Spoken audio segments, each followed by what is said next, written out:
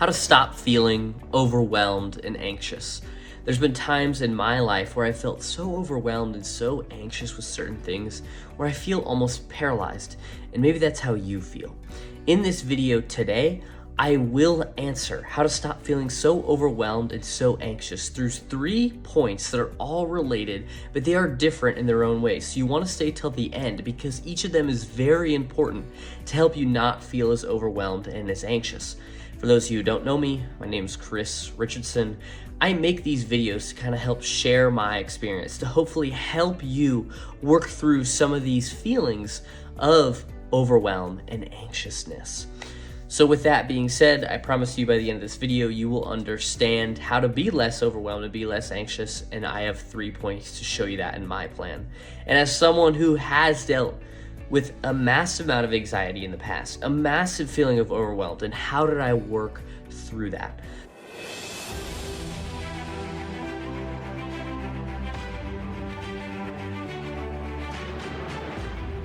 So that is what we're going to be talking about today. The first step in overcoming overwhelm and anxiousness is to identify your triggers. What is making you feel overwhelmed and anxious? For me in the past, it was a lot of the work I knew I had to do. I had work that I know I should be doing, and sometimes that was with school, sometimes that was with my business, whatever. So I had to identify what was making you feel overwhelmed and anxious. And sometimes it was my environment too. My environment wasn't clean enough or organized enough, I should say. Is it would get very cluttered, and that would make me feel overwhelmed and anxious. So you have to ask yourself, what is making you feel overwhelmed and anxious, to try to identify what is triggering that. And from that, you may realize that you just need to do more, or you need to do better. So in my instances, I realized that I need to do better about keeping my environment clutter free, because that would increase my overwhelm and anxiousness. Or I knew that I needed to do more work because I wasn't doing enough to reach the goals I want to get to. So you have to ask yourself the same question. Once you've identified what is making you anxious and overwhelmed, you have to then look at, do you need to do more or better to try to fix some of those things? And what I have found is that by working on this stuff more, getting into the anxiety you're having or overwhelm can help you kind of clear it and help you out. And a way to do this is writing or talking it out. I found I'm able to break down why I'm feeling overwhelmed and why I'm feeling anxious, and then a plan of attack. So again, we'll use my cluttered environment as an example. So the other day, I had all these clothes in my room, and I'm like, why do I have these clothes out? And it hit me like a train. I was like, I have these clothes out because I cannot decide to either say that I am going to wear this again and just hang it back up, or no, this is dirty, I'm going to put it in the dirty clothes. And it seems so simple when I said it, but I was like, okay, I need to record me talking this out. That's exactly what I did. And I feel like it almost fixed the problem for me, because now I have no problem. Like, that's going away, that's getting hung back up. Because the time and energy it consumes for me when it just sits there and I have to decide whether it's dirty or I'm gonna wear it again takes more time than just doing it and deciding. So that helped lower my overwhelm of my environment. So you have to walk through the same process for you, is identify, what are you overwhelmed or anxious with? Do you need to do more or better related to the solution? And how can you get more involved in the solution by writing or talking it out? That's been very helpful for me. Now, with that being said, there's one more piece of identifying triggers that can help you with your overwhelm and anxiousness, and that can be to have time boundaries. Have a start time and have a quit time, and stick to those. Stick to those hard. So you say you're gonna start at 8 a.m., you start at 8 a.m. And if you say you're gonna finish at 8 p.m., you're gonna finish at 8 p.m. And then you start and you quit at the same time, because your body will start to get used to that, to help with the physical response of overwhelm and anxiousness. You know this is your wind down time, or you know this is when you start, and that can be helpful with that stuff. So the first piece is to identify triggers and walk through that process.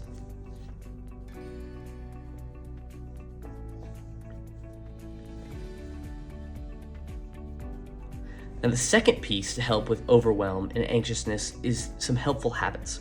Now, these helpful habits I like to do is I like to ask myself, am I sad or am I anxious? Now, with this, sometimes I've noticed that my anxiety presents itself as anxiety, but maybe I'm really just sad about something and I'm feeling anxious about being sad. So ask yourself, are you sad or are you anxious? Because then what you can do is, if you are anxious, you have too many perceived options. You have too many things, and you start eliminating. You need to cut, and focus on one option. That can be helpful in lowering that stuff. If you are sad, you have lack of perceived options. And I used perceived in both of these because you probably have more options than you think you do.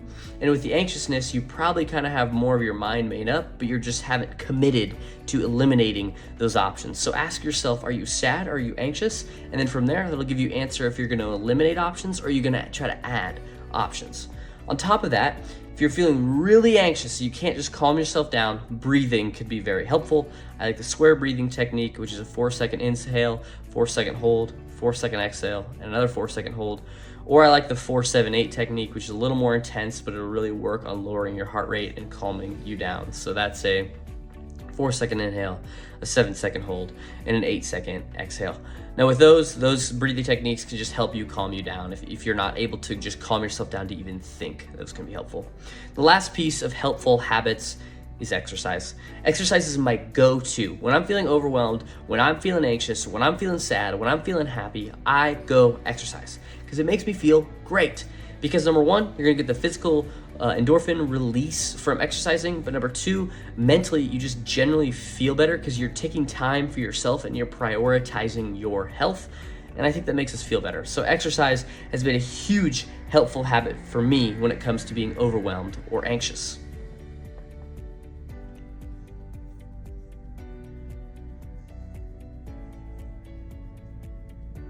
The third and final piece of reducing that overwhelm and that anxiousness is to create a supportive environment. And with sort of supportive environment, you have to ask yourself, are you around the right people?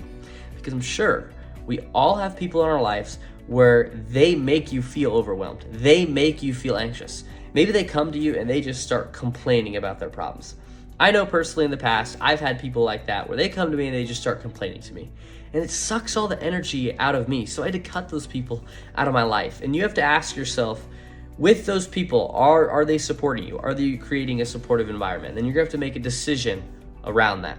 Now on top of people, do you have the right setup of environment? For me, that was a big piece. I have a cluttered environment. So I had to fix that to reduce my anxiety and reduce my overwhelm. So for you, is your environment set up in a way that is primed for success and primed for you to be in a good mood? I don't know. You have to ask yourself that. Now, the final piece of a supportive environment is creating a routine or a schedule that works for you. A lot of people in this world like to say, oh, you shouldn't work that much, or you should work more, or you should do this. And I think that's a mistake. When you listen to the shoulds, I think it's a mistake because you should live the life that you want to live. And I know I just said you should live the life you want to live, but I truly believe that. I think that you should create a routine or a structure that fits you and not anybody else. There are people out there that enjoy working 16 hours a day. They enjoy working that much. There are also people out there that enjoy just being a mom or just being a dad, and that's what they want to do full time. And you got to ask yourself, how can you create that? Because if you don't have a schedule that fits you, it will result in you feeling overwhelmed and anxious. So that's some strategies to stop feeling overwhelmed and anxious. If you like that, take the balance wheel in the description below. Because one of the points I made in this video was to get invested and get involved in your anxiety and your overwhelm. And the balance wheel can help you do that. Because you're gonna look at all the areas of your life and you can maybe decide, oh, I feel anxious in this area, overwhelmed in that area. And then how to break that down and how to move through that. And maybe write it out or talk it out, as I said. Now, with that, if you'll like and subscribe, it helps the channel as well.